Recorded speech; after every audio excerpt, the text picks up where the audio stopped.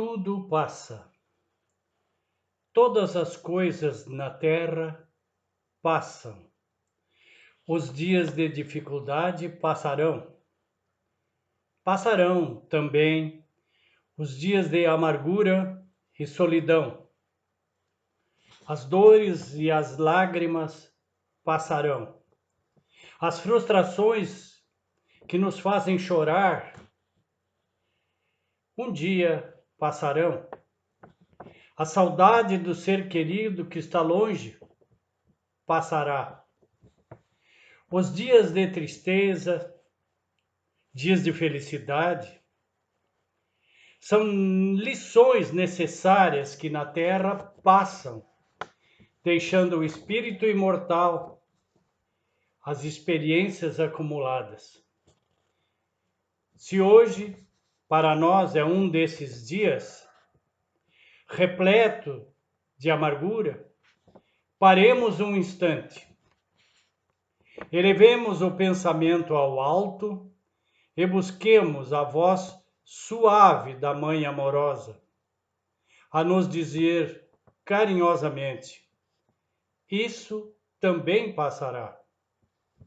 E guardemos a certeza, pelas próprias dificuldades já superadas, que não há mal que dure para sempre, semelhante à enorme embarcação que às vezes parece que vai sossobrar diante das turbulências de gigantescas ondas. Mas isso também passará, porque Jesus está no leme dessa nau e segue com o olhar sereno de quem guarda a certeza de que a agitação faz parte do roteiro evolutivo da humanidade e que um dia também passará. Ele sabe que a Terra chegará a porto seguro, porque essa é a sua destinação.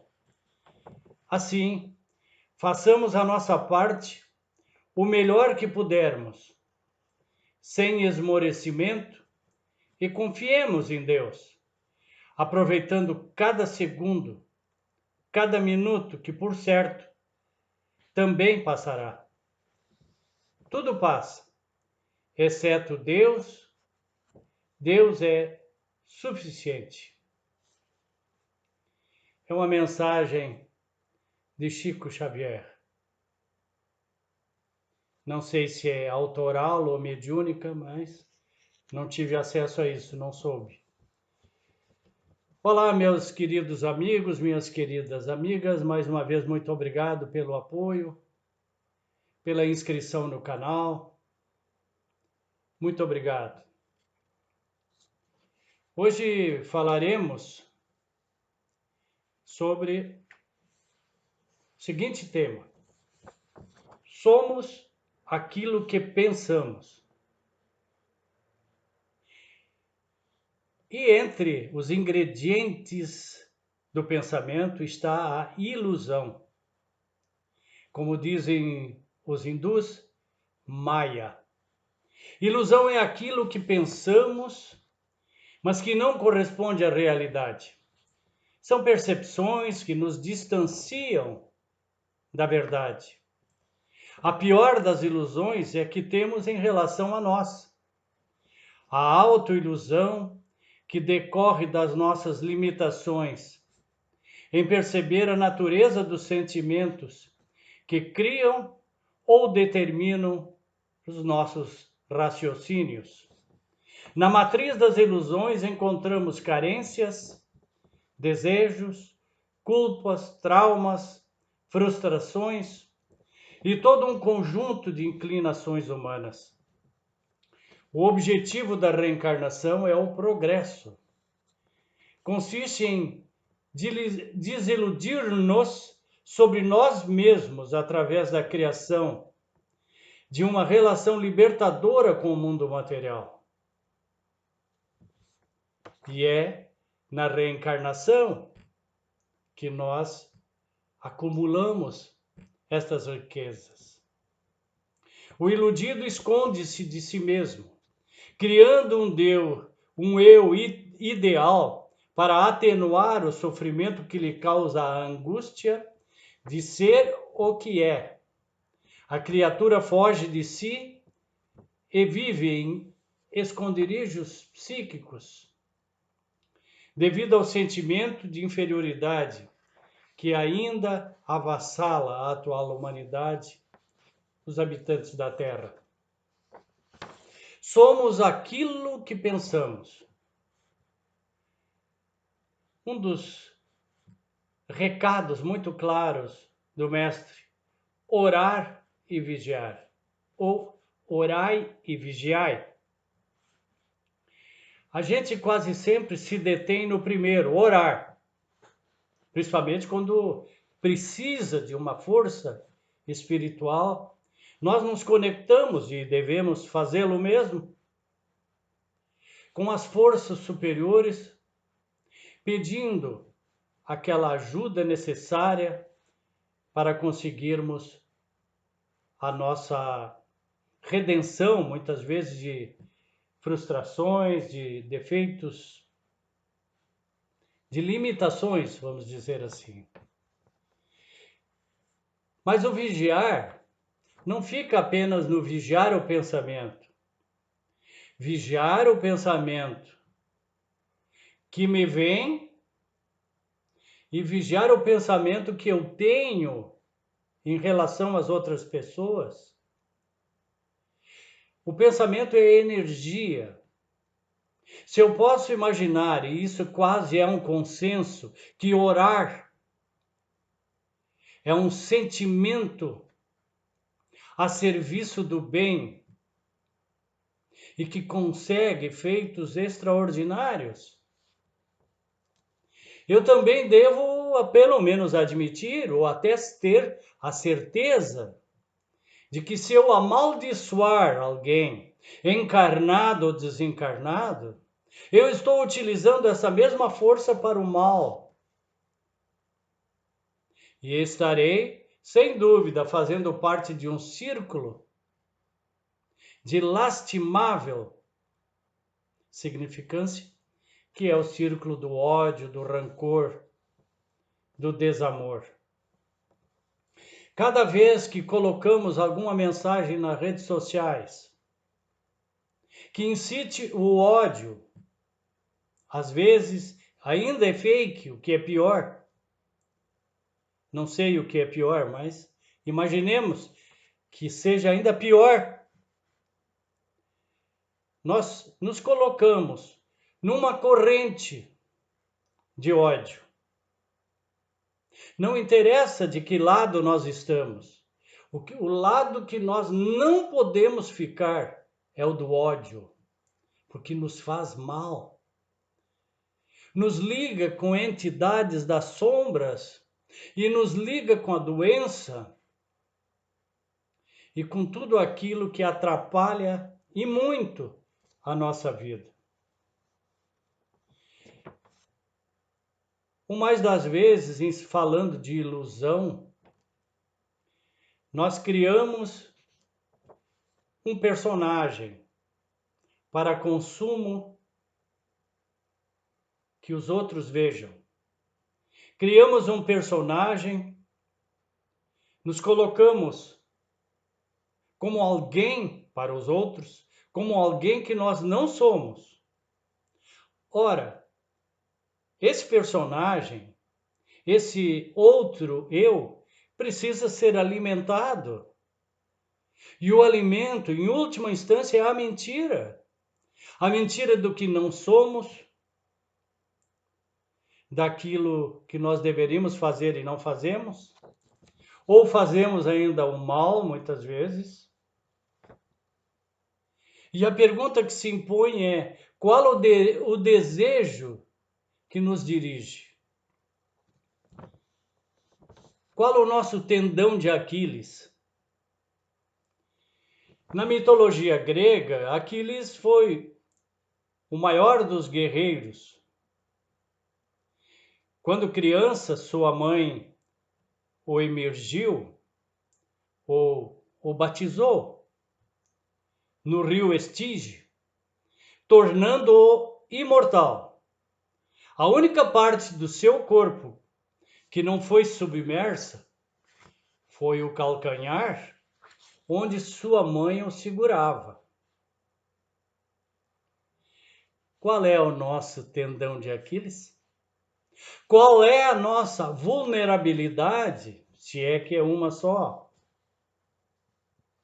Nós trazemos do passado egoísmo e orgulho em nossa bagagem.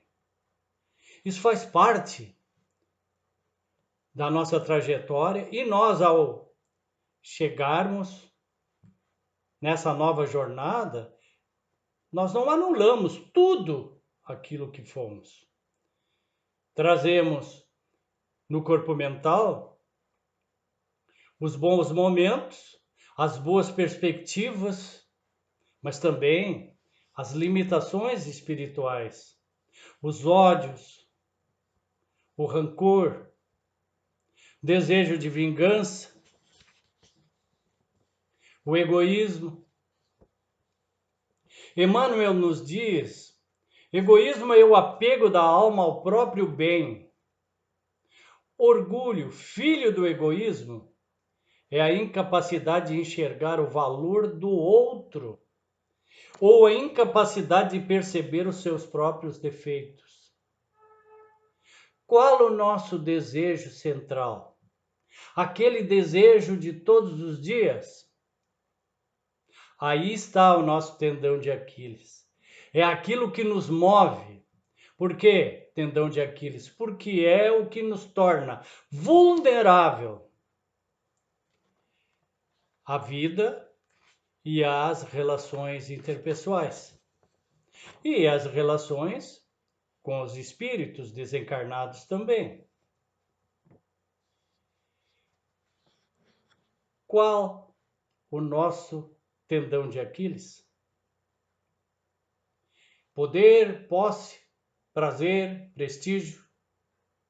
Dessas 4 vertentes, há uma infinidade de subprodutos que nos colocam muitas vezes em situações muito difíceis e as quais, tanto quanto possível, logo devemos descobrir para trabalhar essa vulnerabilidade com os nossos pensamentos, porque somos aquilo que pensamos. Nos tornamos seres, de uma maneira ou de outra, pela qualidade ou não dos pensamentos. Nossos desejos são oportunidades de crescimento colocados no nosso psiquismo por Deus. Ao reencarnarmos, nós recebemos a bagagem, que não é de ninguém, é nossa, mas uma bagagem que possa ser reeducada. Uma bagagem, quando eu digo, é negativa, pesada, limitadora. Não devemos lutar contra essas vulnerabilidades para eliminá-las, mas conviver com elas, identificando, administrando, lançando luz do nosso conhecimento e das nossas ações boas, saudáveis sobre elas. Podemos educar nossas energias para dominarmos os nossos desejos, dominarmos os nossos pensamentos que ainda não são qualificados e não sermos por eles dominados pelos pensamentos pesados, negativos.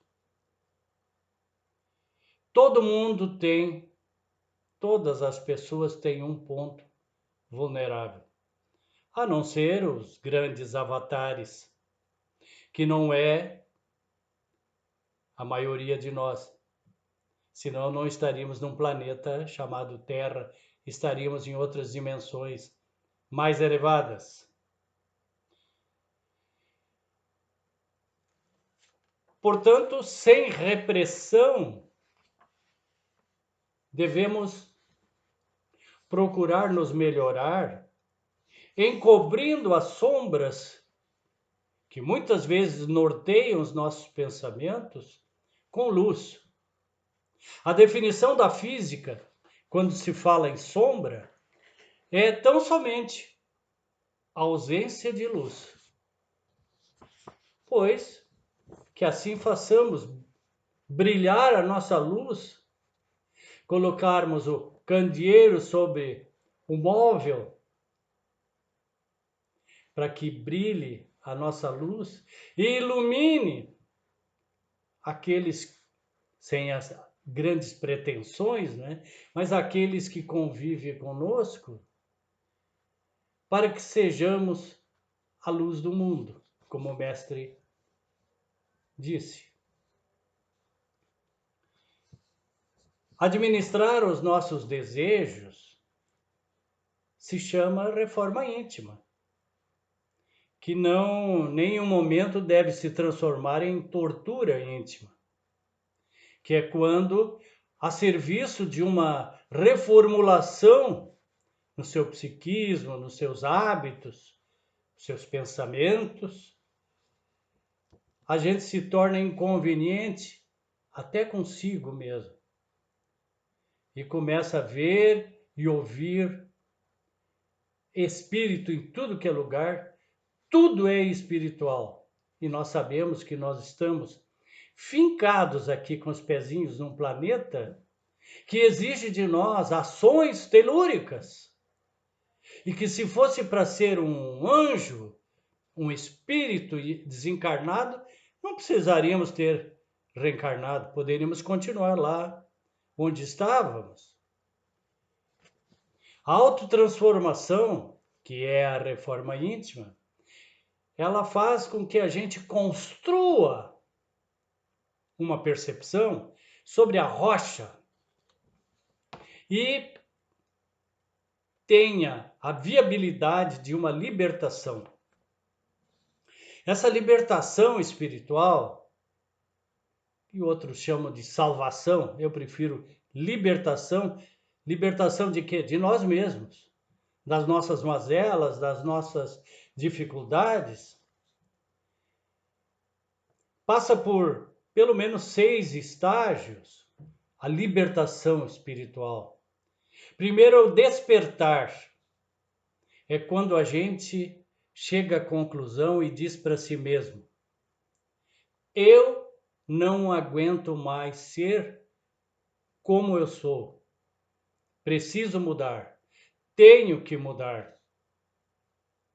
A segunda é o autoconhecimento. No momento que resolvemos mudar, comecemos a nos conhecer melhor, buscar, sem subterfúgios, ajudas no plano espiritual, aquilo que está ao nosso alcance, para que, nos ilustrando, pois através do conhecimento, podemos nos conhecer melhor, saber quem somos, de onde viemos, para onde vamos, qual o propósito na Terra, por que eu estou aqui? Em terceiro vem a autoaceitação. Aceitar-se com as limitações que tem significa aceitar também as limitações das outras pessoas. Quarto, mudança interior. Aí começa a reforma íntima, a transformação que vem de dentro para fora. Quinto, a iluminação, que ainda estamos meio longe, não é? E sexto, a evolução permanente, que são já os iluminados e que trafegam já em outras dimensões mais elevadas, aqueles que se iluminaram espiritualmente. Jesus nos dá duas informações que são imprescindíveis, entre milhares de outras. A morte não existe. E os nossos amores não morrem, portanto.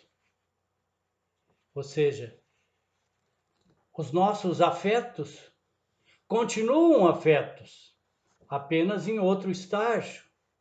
E em algum momento nos encontraremos novamente. Mas, ao menos o menos avisado deve-se dizer que jamais devemos antecipar esse reencontro. Porque todos nós viemos com uma energia vital para atravessarmos tal ou qual tempo. Cada um com a sua energia vital. Então, não se deve de maneira nenhuma antecipar, direta ou indiretamente, a nossa volta para o mundo espiritual, porque Deus nos dá todas as oportunidades para que a gente consiga os seus objetivos. Jesus também nos fala, em Mateus, sobre o julgamento, que é um dos pensamentos recorrentes que nós temos e que nos fazem muito mal. O ser humano, às vezes, por inveja, malha os outros porque gostaria de ser ou ter aquilo que os outros são ou têm e não consegue. Ou não é para a sua jornada.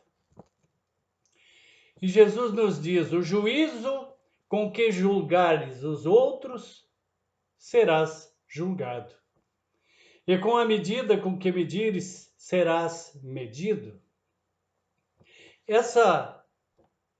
Esse padrão vibratório a que nós recorremos quando estamos julgando, nós vamos nele criando uma matriz mental que começamos a usar a crítica como algo que nós devemos fazer. Ou seja, nós nos tornamos, quantas pessoas a gente conhece que já aconteceu isso?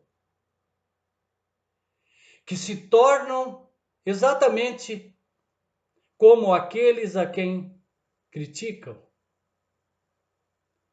pela inveja e pela matriz mental que vão criando, e isso nos aprisiona. Então, imaginem vocês, meus amigos, minhas amigas, décadas pensando esse tipo de pensamento. Pode não ser com a mesma pessoa, mas a questão é a vibração desse pensamento. Nos torna escravos de criações mentais e nós que produzimos. E muitos chegam às vezes no centro espírita e dizem: eu acho que eu estou com encosto. É mais fácil botar a culpa nos espíritos. Muitas vezes até é. Mas a maioria dos casos são questões de sintonia espiritual. Por isso, se falando de sintonia, nós sempre sugerimos o Evangelho no Lar, porque é uma maneira de sintonizar o ambiente familiar com aquilo que é de mais refinado espiritualmente, combatendo as sombras, como disse há pouco, lançando luz, a luz da palavra do Mestre, a luz da doutrina espírita. E o lar deveria ser um oásis onde a gente se reabastece de energia, e não o contrário. quando muitas pessoas lamentam quando lembram que tem que voltar para casa. Isso pode ser mudado. Isso pode ser mudado por qualquer um de nós. Não precisamos fazer a Evangelho no Lar, todo mundo da família. Faça aquele que estiver aceitando isso, querendo fazer. Num horário, nesta época de pandemia, sugere-se até que seja diariamente, num horário, sempre o mesmo horário, todos os dias, se der. Quem tiver dúvida como se faz o Evangelho no Lar, todas as federações espíritas, todos os portais, sites de Federação Espírita de todos os estados do Brasil têm. A Federação Espírita Brasileira, que fica no Distrito Federal, tem. Então, todos nós podemos pesquisar e saber como se realiza o Evangelho no Lar. É uma coisa simples, rápida e muito eficiente. Deixo para vocês, meus amados irmãos, a mensagem 209 do livro Minutos de Sabedoria, do Carlos Torres Pastorino. Nossa mente é um aparelho de rádio que transmite nossos pensamentos e recebe os alheios. Mas só receberemos os pensamentos que quisermos. Depende de nós fixarmos na nossa mente numa faixa elevada de vibrações de bondade e de amor, para que só sejamos atingidos por pensamentos idênticos. Desta maneira, nenhum pensamento de maldade e de enfermidade nos poderá atingir. Muito obrigado. Fico muito feliz por mais esse encontro. Que todos tenhamos a luz que precisamos nos nossos lares e a partir dela, da luz, podemos ter uma vida melhor. Luz e paz. Namastê. Até a próxima. Muito obrigado por tudo.